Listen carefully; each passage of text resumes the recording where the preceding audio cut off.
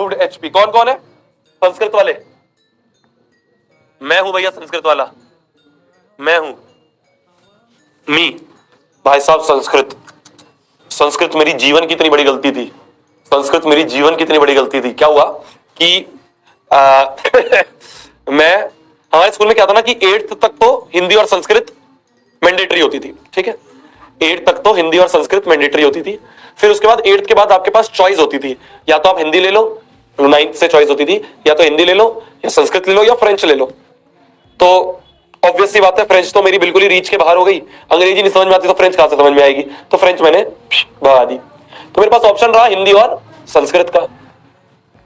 तो मेरी माता श्री ने कहा कि बेटा संस्कृत बहुत आसान होती है, उसमें तो ऑप्शन आते हैं, संस्कृत का पेपर बहुत ऑप्शन वाला होता है, तो तू संस्कृत ले ले। तो मैंने भाई साहब संस्कृत ले ली। अब संस्कृत ले ली और मेरे को कुछ समझ ना आया। मेरे को भाई साहब, मैं 9वीं में कितनी बुरी तरीके से मैं रट रट के टॉप तो कर लेता था मैं, मेरी एक ये आदत थी कि मेरे नंबर बहुत अच्छे आ जाते थे रट रट के, पर मेरे को संस्कृत रटन में जो वो शब्द रूप धातु रूप ये सब अहम पठम तरम तरम दिमाग खराब हो जाता था भाई साहब। तो 9वीं किसी तरह से निकाल ली। अब भाई साहब 10वीं का आया मेरा हाफ ईयरली का पेपर।